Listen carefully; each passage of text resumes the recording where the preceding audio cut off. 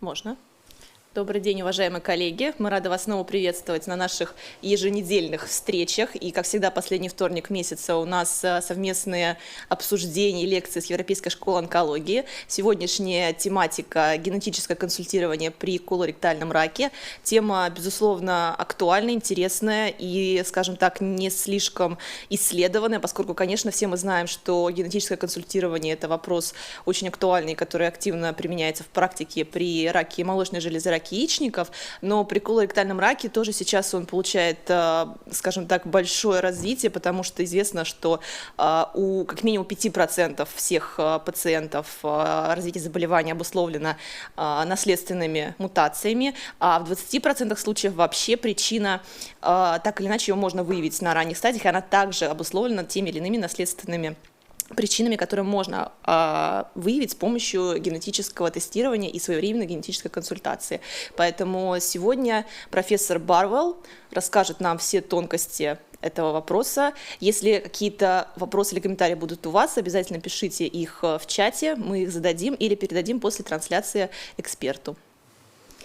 Прекрасное, как всегда, вступление Галины Сергеевны, полностью согласна. Для нас, для химиотерапевтов, важную роль играет генетическое консультирование, выполнение молекулярно-генетического анализа микросателлитной нестабильности, в частности, при второй стадии колоректального рака, когда мы решаем, нужна адъювантная химиотерапия или нет.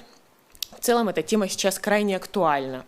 Хотелось бы также напомнить, дорогие коллеги, что Европейская школа онкологии – это наш традиционный партнер во время конференции «Белые ночи». В этом году также сессия будет посвящена колоректальному раку. Она пройдет в субботу, в первой половине дня, в 9 утра. Председателем сессии будет являться Сара де Доса из Института Южной Швейцарии, а также сопредседателями сессии выступит Алексей Михайлович Карычун и Любовь Владимирова. Мы рады вас приветствовать на сессии, собственно. Ждем И не забывайте о том, что СПОТ состоится в четверг, 20 июня. В 14:30. Да, также во время белых ночей. Мы обсудим все лайфхаки молодого онколога, что необходимо знать, к чему стремиться, и вообще, в принципе, подпитаем, скажем так, вас мотивацией для дальнейшего развития.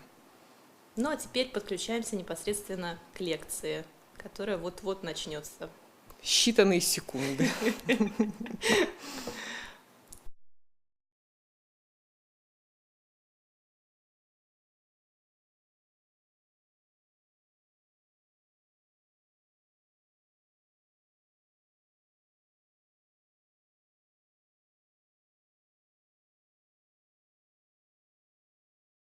Our website in full.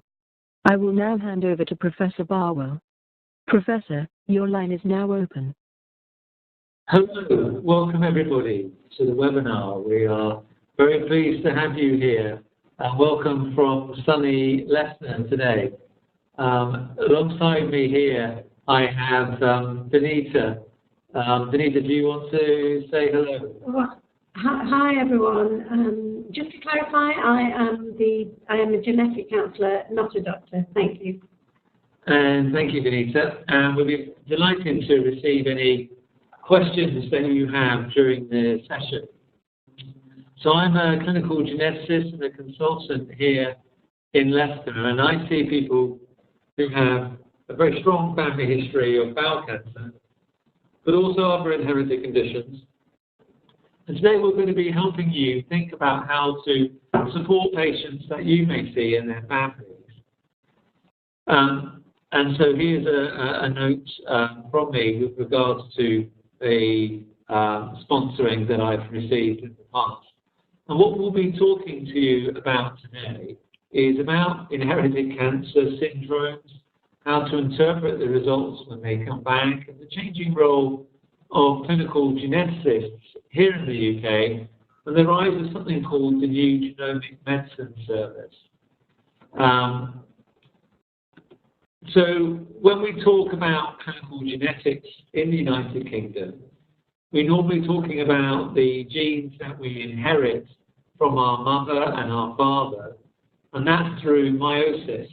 So we've got meiosis here. These are the germ cells that we inherit through our germline from our mother and our father. And these mutations or variants are present in all of our cells.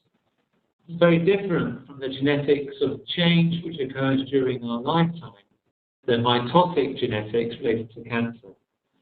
Now, up till very recently, genetic testing was nearly always taking part in clinical genetics departments throughout the UK, normally based in medical schools and linked to the hospitals, with outreach clinics that occur throughout the region. So each of the departments normally has 4 or 5 outreach clinics.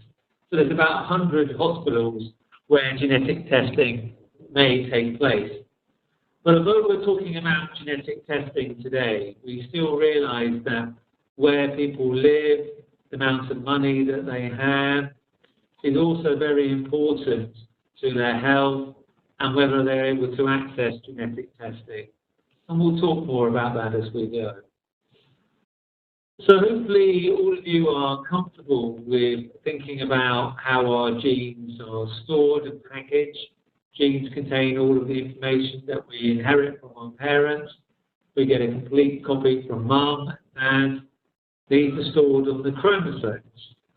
And number 1 being the largest, number 21 being the smallest. They actually made a mistake in terms of how they numbered them. So 21 is actually smaller than 22. And then there's 6 chromosomes which determine our gender, 2 X's for a girl and an X and a Y for the boys. Now, the genetic material is part of the DNA.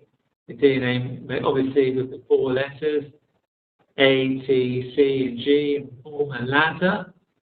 And it's the opening up of this ladder as genes are transcripted into RNA and then translated into protein, which help to build and maintain the body. The genes we're talking about today are involved in a way normally in which DNA damage is repaired. It's damage to that material, which leads to additional problem, which then results in bowel cancer. Different types of changes can occur.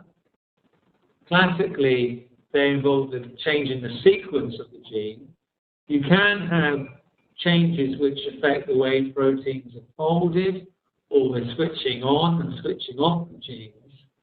These are called epigenetic phenomena, and this is particularly important for the woman when she's pregnant with a child, because the genes for the grandchildren, the genes can be switched on or switched off, and that methylation pattern, that epigenetic pattern, sorted out at that stage. So parental, grandparental health may still be important, but you may get a gene change which results in the protein not being produced, and that might be related to a stop codon.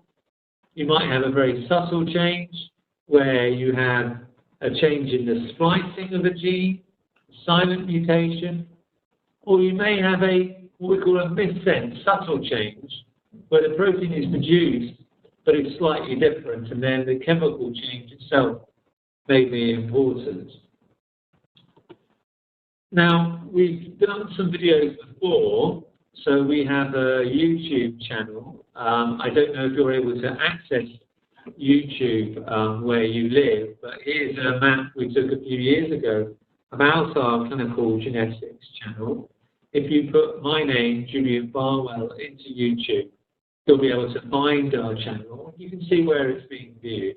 This covers things such as testing for Lynch syndrome, genetic testing, but also pros and cons of taking aspirin as a preventative agent, and the lifestyle factors related to cancer and nutrition.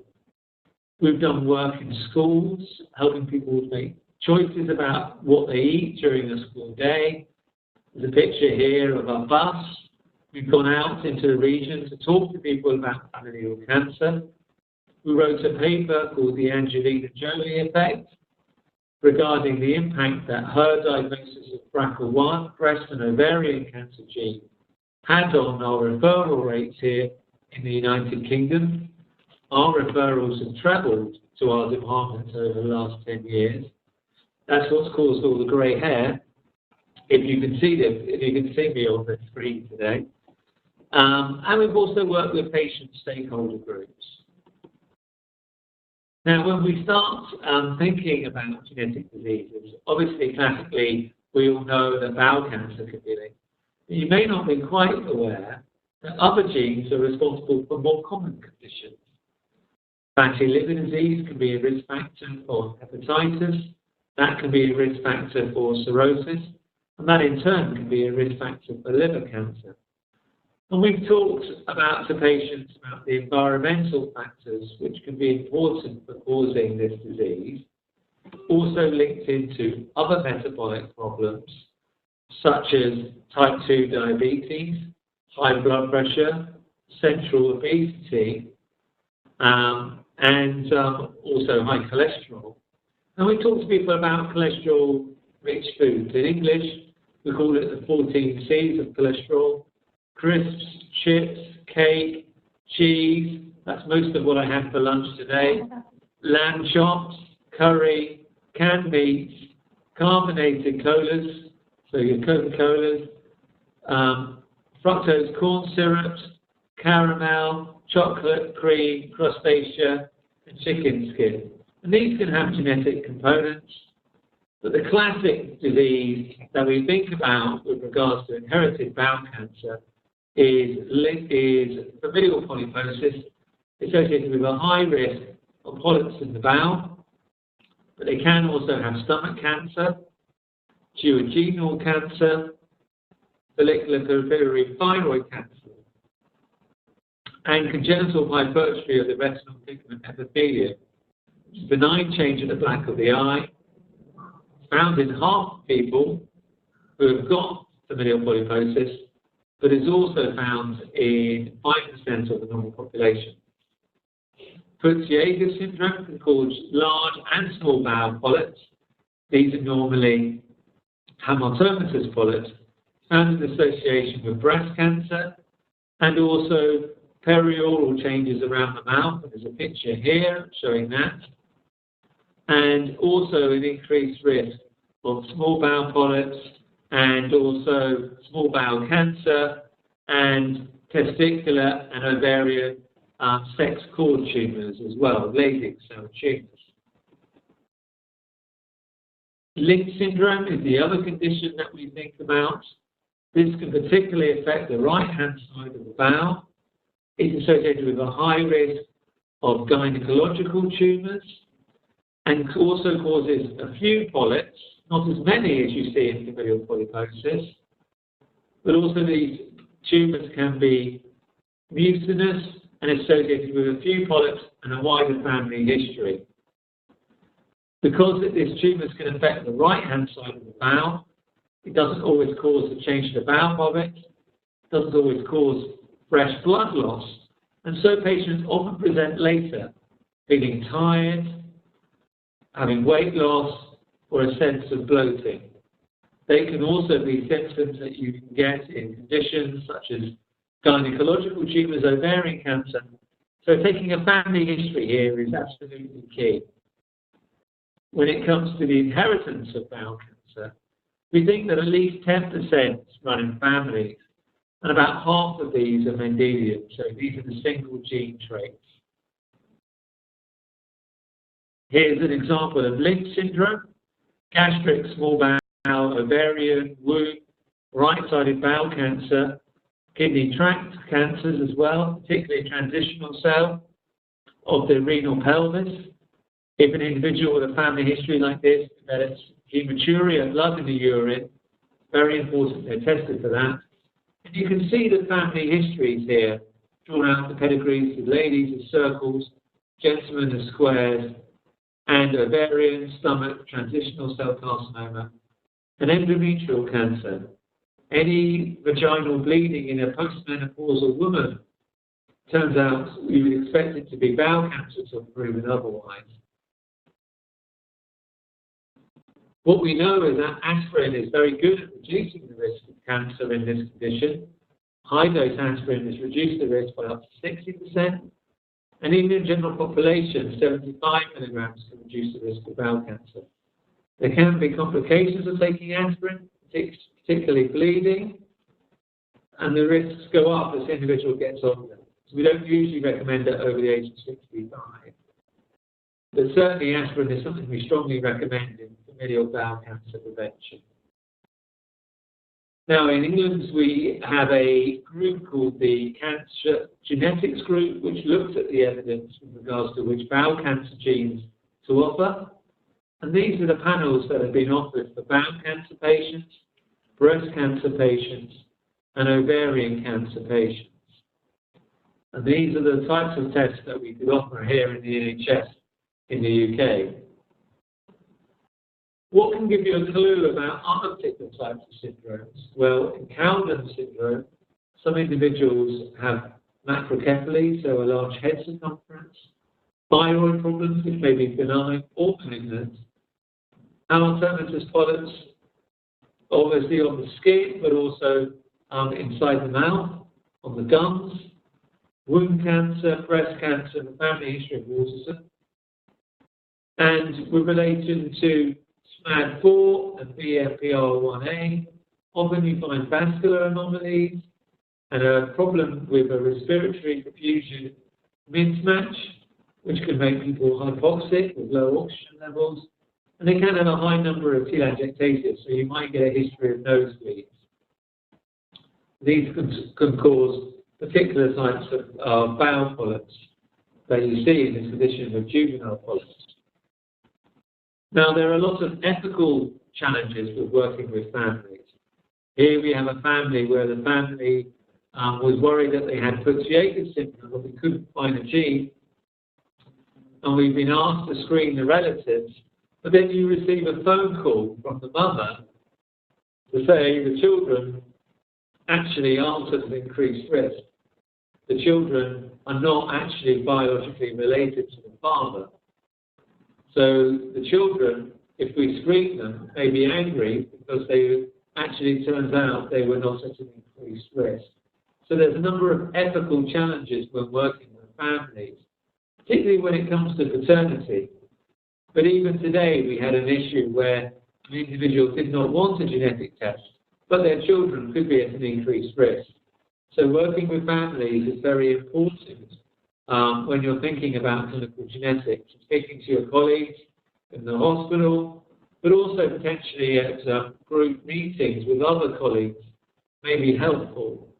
And we have a national group here in the UK, and I'm sure you'd be delighted to come along or contribute difficult cases to that if you had any ethical concerns.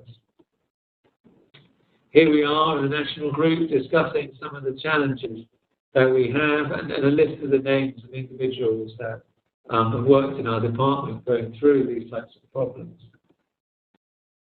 Now, when we started in Leicester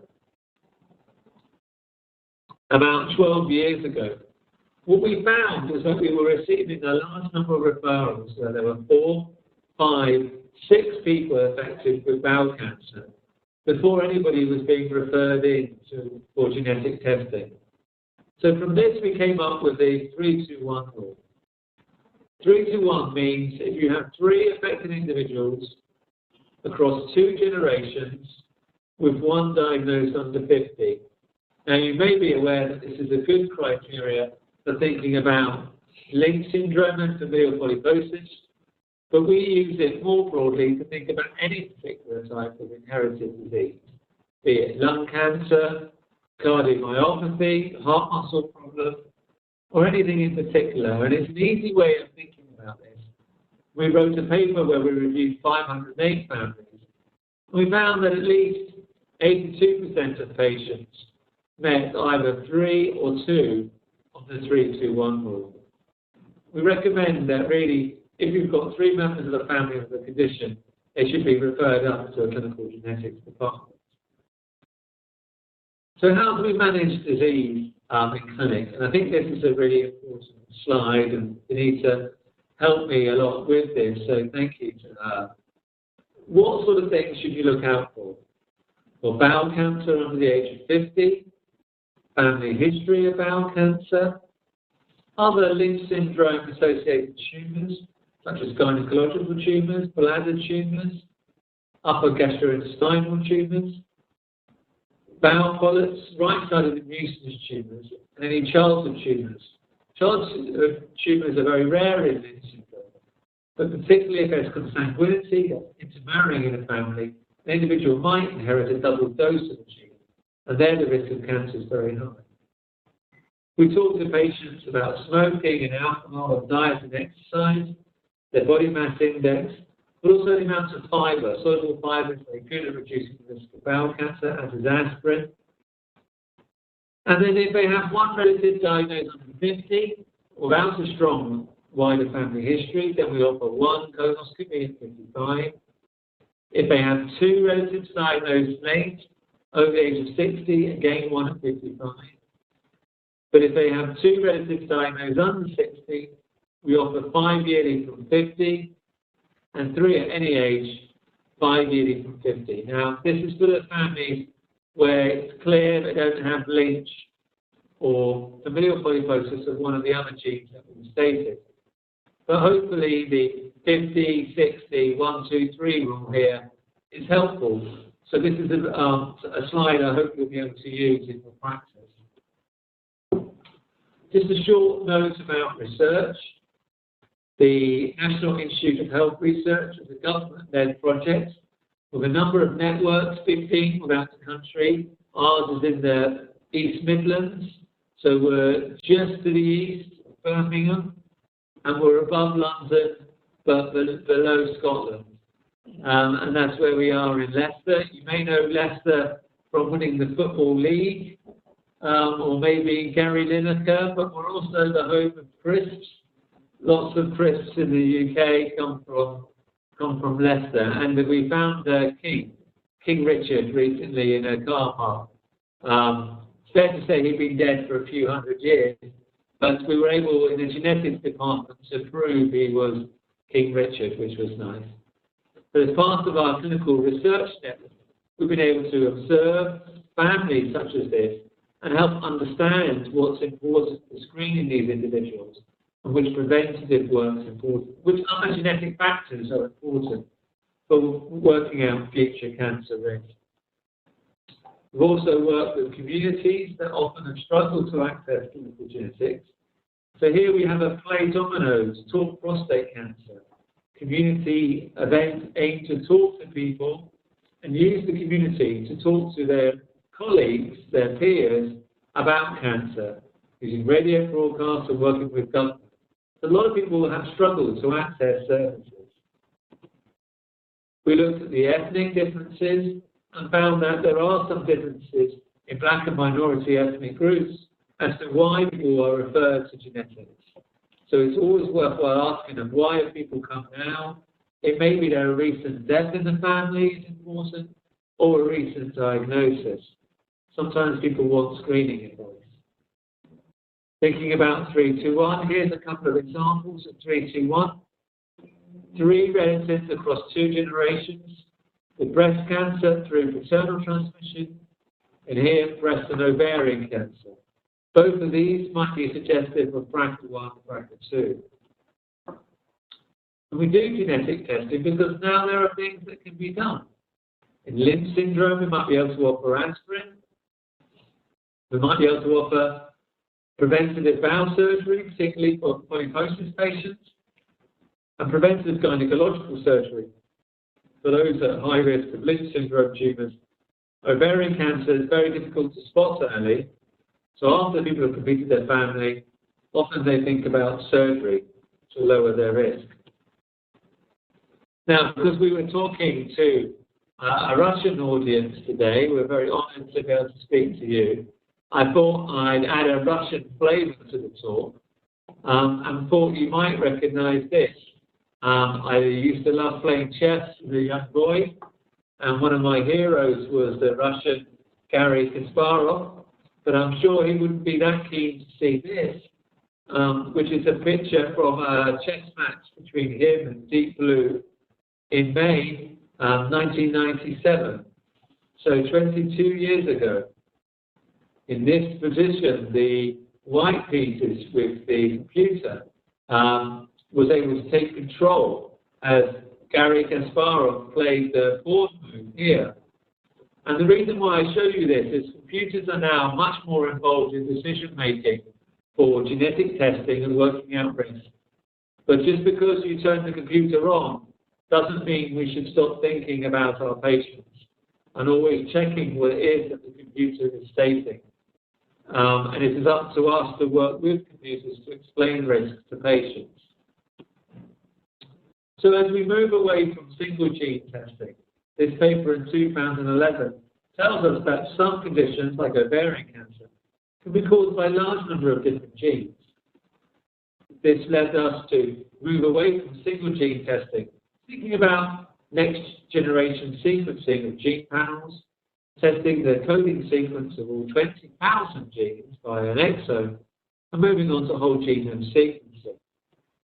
This is something that David Cameron, one of our prime ministers before Theresa May, decided to do with the 100,000 Genome project, looking at patients with cancer and looking at the difference between their blood and the tumour, but also looking at children with rare diseases and their parents to look for subtle changes in the genome which may help describe their condition and link to clinical databases, use those databases to understand disease more fully, to link those with outcomes. So we can look for the link between the genetic information that we have and the healthcare that we receive and what happens to us. From there, we were able to draw what we call genome wheels for the criteria for the doctors, and that project is now finished, with 100,000 patients having been recruited. These are the types of genes that we were able to test for in tumours. And a lot of questions were raised about data and insurance. We were able to test patients not just for their condition, but for instance cardiomyopathy, but also to look for cancer risk and see if they carry genes they can pass on to their children, like thalassemia, hemoglobinopathies, spinal muscular atrophy. Patients didn't have to tell their any insurance companies about the research project, and the data was anonymized and linked to their clinical records. These are the types of extra tests that can be looked at the same time with whole genome sequencing. So, for instance, we could also look for high cholesterol. It's important to say that although this is whole genome sequencing, doesn't necessarily mean that the whole genome is actually being analysed. By and large, we're looking at particular gene panels. Now, later on this year, whole genome sequencing is going to be offered for children with pediatric tumours, but also the hematological malignancies, sarcomas, and also children with severe developmental delay or neurometabolic problems in intensive care. So a huge change, and this will be done not just through clinical genetics departments, but in hospitals as well. There is a test directory. The test directory will tell us who can be offered testing, what problems they have to be eligible for a test, which doctor or nurse can carry out the test, and where it can be sent. Here are some results from the 100,000 Genome Project. The blue is the number of cases, and the red is the extra percentage diagnostic yield. That means when the individual's already gone through genetic testing, how many patients will get an additional diagnosis? Now, for some conditions like intellectual disability, we now know that half families with children with severe developmental delay will actually get a diagnosis through this project. So that's a really exciting development, really. Half of our patients with developmental delay will get a molecular diagnosis through this project. Now, if you have a chance to go onto YouTube, I'd urge you to look at this video, Our Genome in a Circle. That's Our Genome in a Circle. This explains how genomic data is going to be presented in the future. It's only 4 minutes, and highly recommend it if you get the chance. It's about something called Surfhorse wheels. And this is what they look like. Okay? So what we have here is the chromosome numbers all the way around the outside, and the lines in between are the structural rearrangements between all the chromosomes. So here you can see a rearrangement between chromosome 1 and chromosome 2. In the future, I think these wheels are going to be extremely important, the way in which we analyse cancer. We look now already at chest X-rays, we look at ECGs, at the electrical impulses from our heart, and we're very comfortable looking at these. And I think in time we will look at these in the same way as we look at karyotypes for chromosomes. We know that the green lines and the red lines tell us about the amounts of chromosomal small deletions and insertions, but also at a single base level, the somatic single nucleotide variants. You get an overview of how abnormal the chromosomes, the genetic materials come in tumours. And you can compare different people's tumours, you can compare their germline, and I think it's a very nice way of representing a huge amount of data. So if we look at our genome in a circle, hopefully that will help. One of our patients here will have HALB2 mutations detected through the project, with a germline, but also somatic mutations, a double hit, Knudsen hypothesis, two-hit hypothesis of an inherited gene change, and then a second hit. Some examples of some tumours here. Here we have an MLH1 Lynch syndrome endometrial cancer. Three things I'd like you to see. One is there are very few chromosomal rearrangements here. The green here lines is only 3. If you go back here, you'll see hundreds. The next thing is how thick is this green line here? There's a very high number of insertions and deletions here. Higher green somatic indels, insertions and deletions. Go back here, you can see the line here is much thinner green line. So you can see this is greatly different. This Lynch syndrome tumour is greatly different. Here is a BRCA1 ovarian cancer.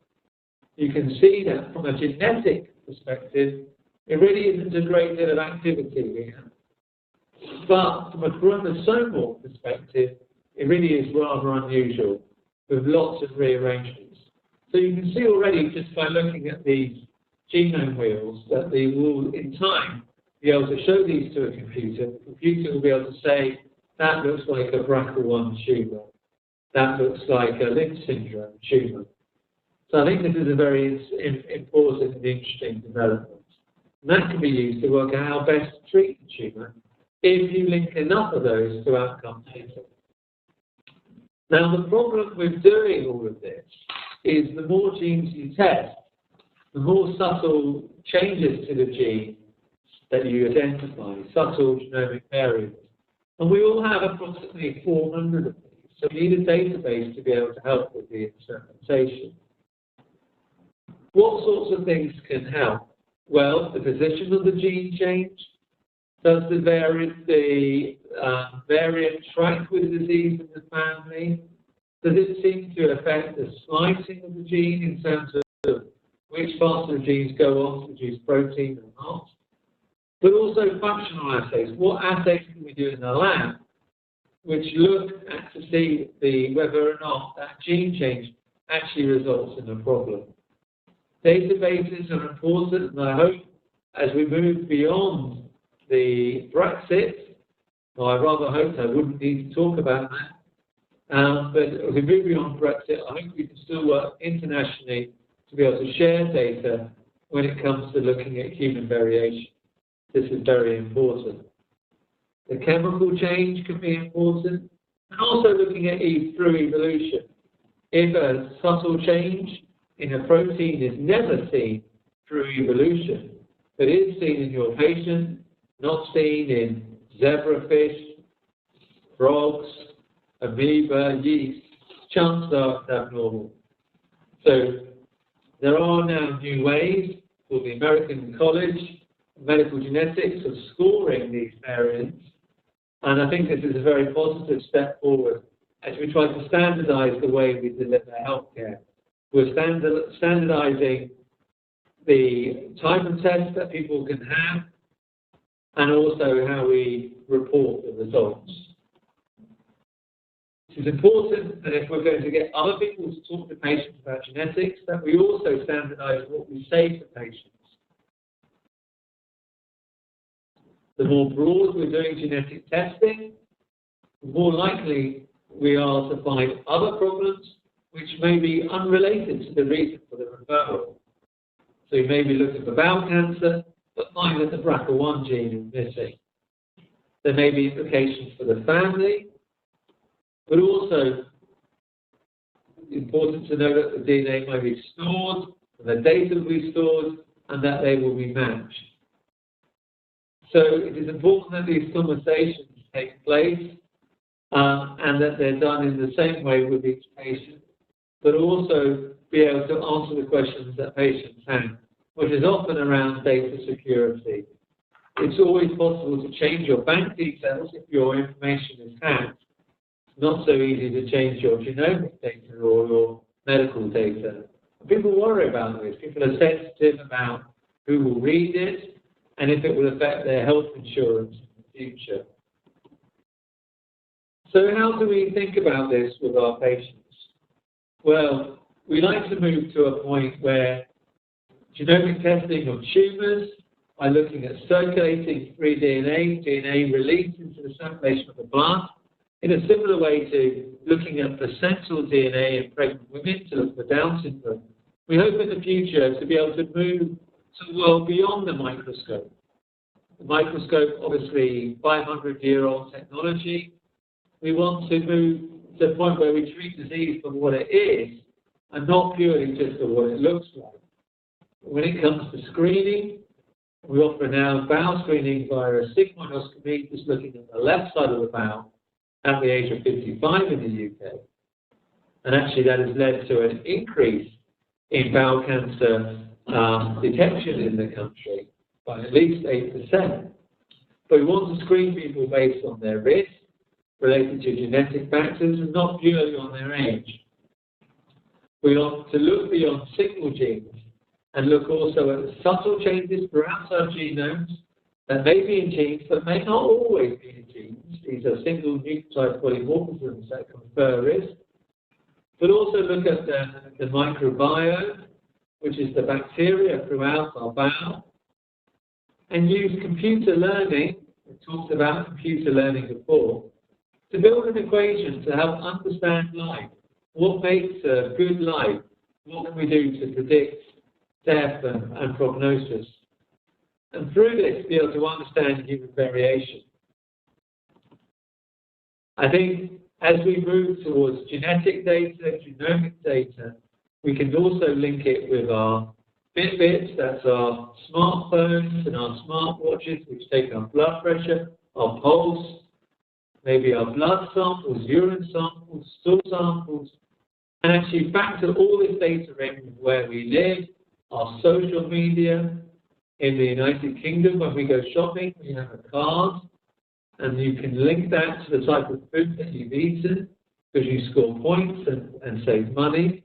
Can we link this data about how we eat to tell us about our bowel cancer risk?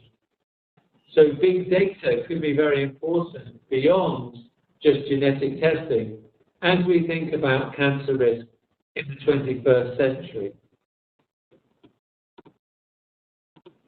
So a few numbers to think about as we move forward. The microscope's 500 years old. We've all got 400 variants. It takes a long time to get research into the clinic. The first research study in the UK was in the Royal Navy. It took 170 years for that to be introduced into everyday practice. Even now, it takes nearly 20 years to link innovation into the NHS. Lots of cancer that we find is probably an overdiagnosis, particularly things like prostate cancer. But even bowel cancer, if we go looking, we find bowel polyps that may never have presented in the patient. We must always be mindful of that. Rare diseases like bowel cancer can affect up to 1 in 17 individuals. Genetic testing is important, but your postcode is also very important. We offer genetic testing at a 10% threshold, which means we, in the UK, we offer a test that has a 10% chance of finding a gene change. About 1% of people carry high cancer risk gene, and about half of that is related to bowel cancer. 321, 3 relatives, 2 generations, 1 under 50. 1% per year is when we offer preventative surgery. We normally offer that at a 1% chance of that person developing cancer. So, and that's also when we offer things like aspirin as prevention. So, what sorts of things can we do when we move forward? Well, diagnostic tests can help define the cause of the condition to help plan treatment, but identify at-risk individuals. Predictive tests are used for at-risk relatives. They involve more detailed discussion on insurance and psychosocial support. Diagnostic tests are going to be offered more readily in hospitals in accordance with the National Test Directory and eligibility criteria. The test directory will define who can do the test, what criteria will be used, and where it will be carried out. Whole genome sequencing can find specific variants beyond the test indication. The patient should really be made aware before you do the test. Whole genome sequencing does not necessarily mean analysis, and it will not necessarily pick up all inherited traits. Finding a variant does not always equal disease causing, and not all inherited pathogenic mutations result in disease. Hemochromatosis, an iron binding storage disorder. Only about 1 in 4 people with a double dose actually develop the condition. Finding no significant variant doesn't necessarily mean that a disease is not familial. The genome holds more inherited useful information than is found purely in expressed genes, but we've still got a long way to understand that. And that developing these large databases is going to be crucial to our understanding of human variation. A wider family history, young age of onset, or unusual set of metabolic or structural defects may suggest an inherited cause. If it is present, consider referral to clinical genetics, even if the mutation is not identified. I'd like to thank members of our department. It is interesting. We've got videos about what we've done and a number of things we've done with the community to raise awareness and improve access to genetic testing. When people talked about Brexit, we wanted everyone to know how important it is to think about the fact that in our department we work internationally. We come from many countries all over the world, and we feel greatly honoured to be able to speak to you about clinical genetics today in the United Kingdom. We're not saying the United Kingdom is the best. We're not saying we have all the answers. We'd love to share with you your experiences as well. I hope you've been able to understand my English today. I'd like to thank you all for listening and the organisers, and also for the invitation from Dr. Margaret Hupka for me to do this today. Particularly like to thank Benita Chiranji, who's our lead genetic counsellor and my most important member of the team. And we'd be happy to have any questions from you. And I'll hand over to Benita at this time. Thank you very much. So yes, happy to have questions. If you've got any, please do send them through. Okay. Benita, did you have any particular thoughts yourself that you wanted to ask? So obviously all systems in terms of healthcare systems work differently. So in the UK we have a referral system. We get referrals from secondary care, where the colorectal surgeons may pick up a patient with bowel cancer and refer them to our service. If they suspect that it might be familial or genetic, they'll refer the patient. We can also get referrals through primary care, and we ourselves generate referrals, because if we see patients where we've offered diagnostic testing and we have proven that they are gene carriers, then we would offer predictive genetic testing to family members as Julian discussed in the talk today. I do have some questions that I thought I could ask Julian to help reinforce this presentation while you're thinking of asking questions, if that's okay. Have we got some questions? Right. Okay. So, question. Is there a question? Shall we go down? Question one. Well, there's a question here. So.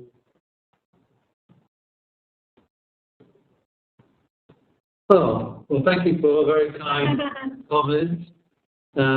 That's very kind. Thank you very much for your great presentation. Russian German Club appreciate your efforts.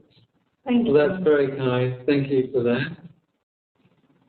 Be happy to receive any questions. Benita, did you have any questions? Let's get started. Let's get started with some questions while you're thinking. So, when you see families in the clinic, Julian, how likely do you think that the bowel cancer is a hereditary type of bowel cancer? Thank you. Well, it very much depends on how old the patient is when they're affected, their family relative. We look at the number of people, the age, and whether they had bowel polyps as well. If it's only a single case and over the age of 50, it's generally well below 10% chance that it will be running in the family. Now, there's a move now in the United Kingdom to test everybody for Lynch syndrome, and that's come in the last 2 years. In the past, we only tested people if they had a family history or under 50. But actually, we found that about 20% of Lynch syndrome doesn't seem to have a family history, which is difficult to explain. It may be that some of these gene changes don't cause a problem in every patient. So it's important, if you can, to get Lynch syndrome testing on as many patients as you can if you want to identify the risk.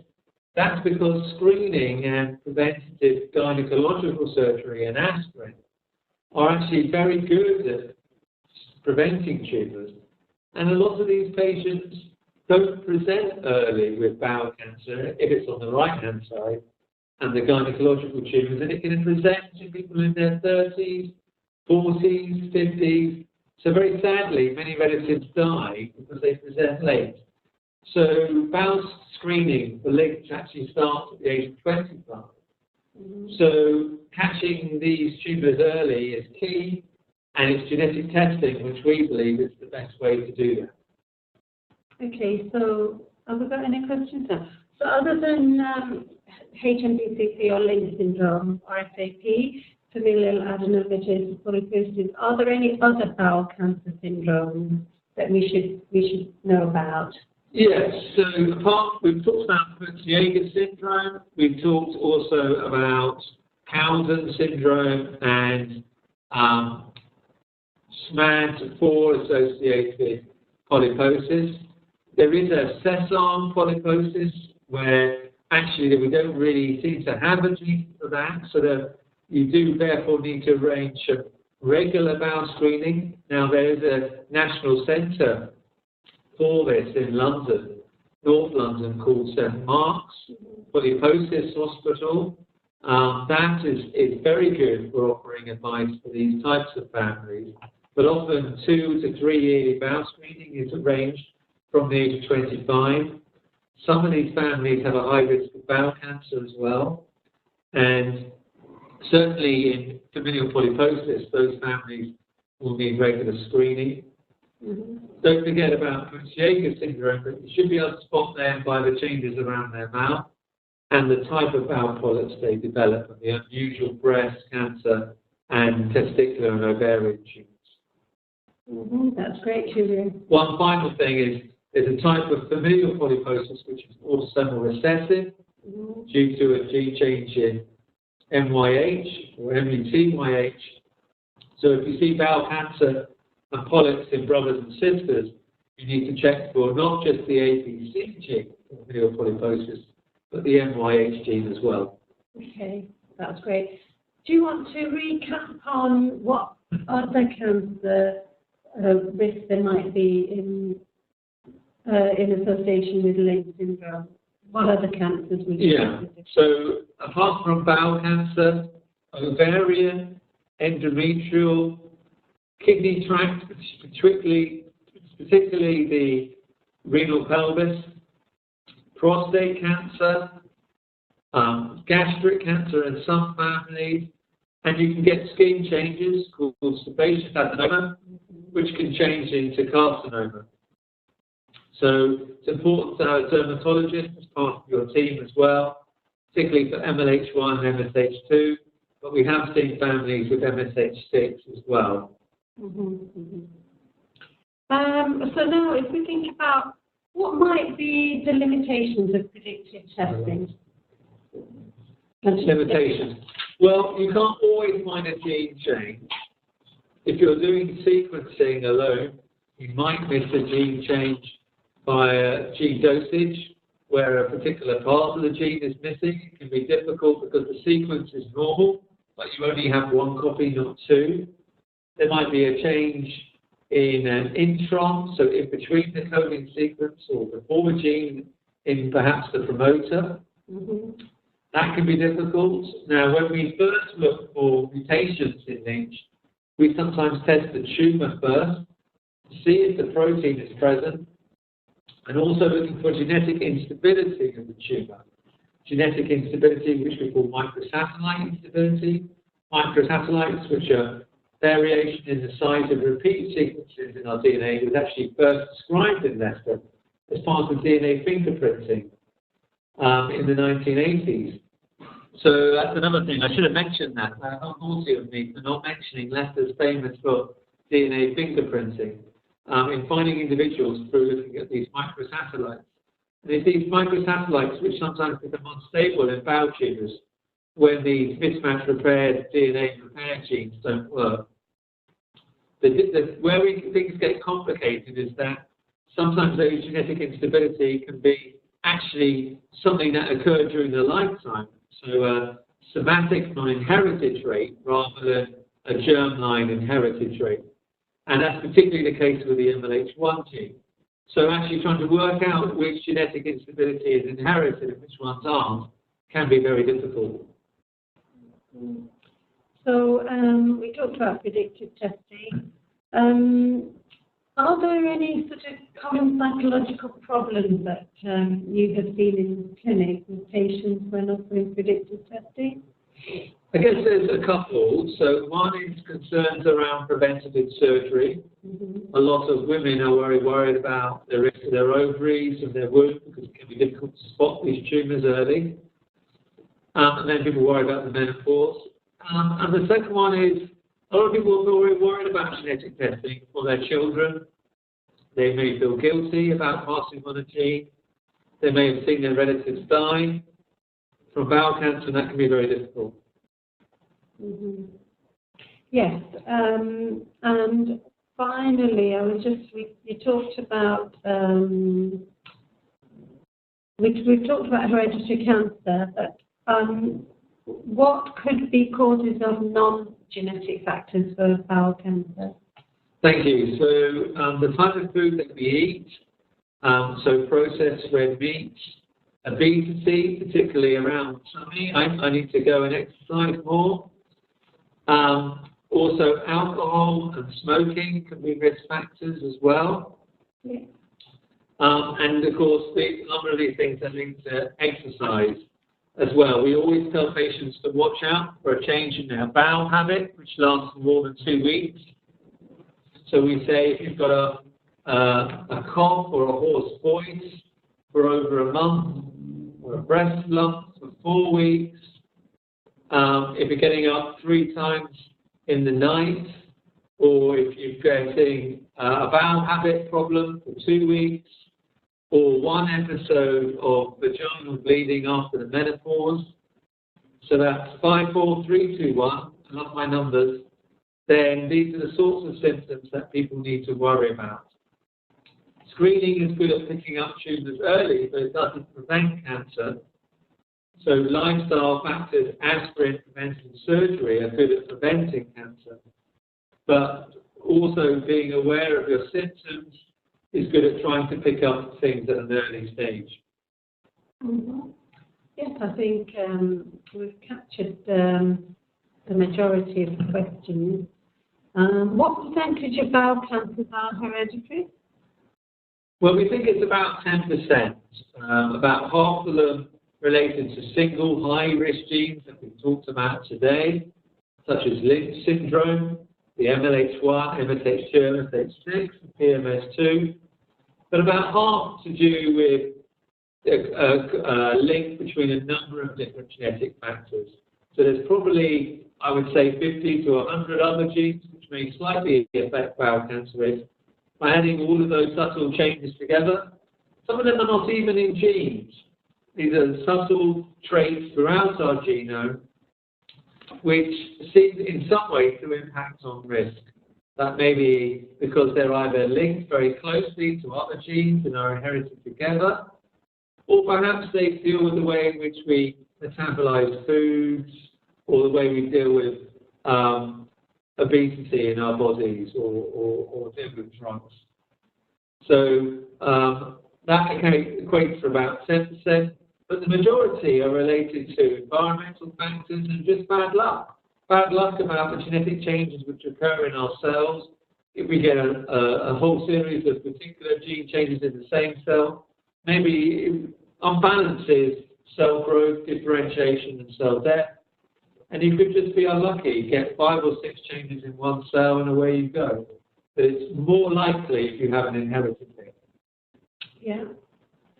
So in terms of the genetics clinic being slightly different from a medical clinic, what do we do differently that is helpful in understanding the family history? I think the main difference from the working in the bowel cancer or the gastroenterology clinics is we're thinking more broadly about the relatives. Yeah. So we're not heavily involved in the treatment of the patients. We may be guiding them with screening, genetic testing, thinking about aspirin and lifestyle factors, but we're not treating them, we're not doing the stethoscope tests, we're not arranging surgery. So we've got that space and time to think about the psychological aspects of their family history and of genetic testing on them at this time, and work out what we can do to best to protect their relatives in the longer term. I think also our experience in talking to patients about pros and cons of testing and in interpreting those subtle changes in the genome which may be difficult. It's very easy for people to think, oh, this test looks unusual, it must be abnormal. But a large number of genomic variants will actually just be part of normal human variation. So being able to interpret the results and help the family within the context of the individual's life is, I think, our unique selling point as a specialty. But then again, I would say that. Mm-hmm. Yeah.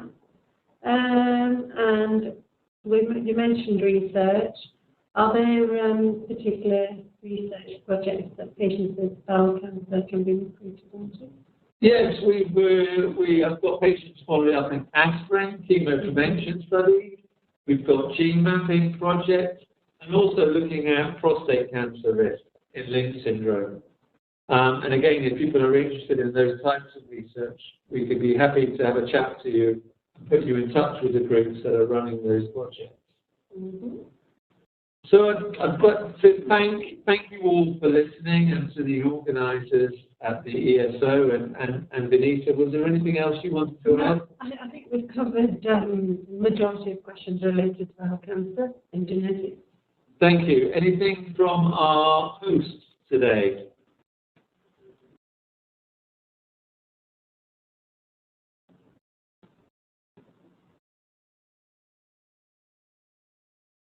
Thank you, Professor Barwell, and thank you, Dr. Jaivanji. Ladies and gentlemen, the session has now concluded.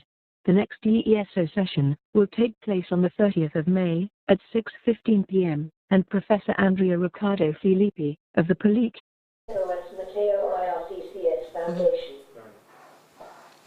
Коллеги, большое спасибо вам за внимание. Мне кажется, потрясающий доклад профессора. Очень насыщенный, много выводов. Я уверена, что каждый вынес для себя что-то, что ему понадобится. Коллеги, мы вас ждем. Еще раз напоминаем про форум «Белые ночи». Регистрируйтесь, пока еще есть возможность, чтобы не делать это на месте, потому что цена будет дороже.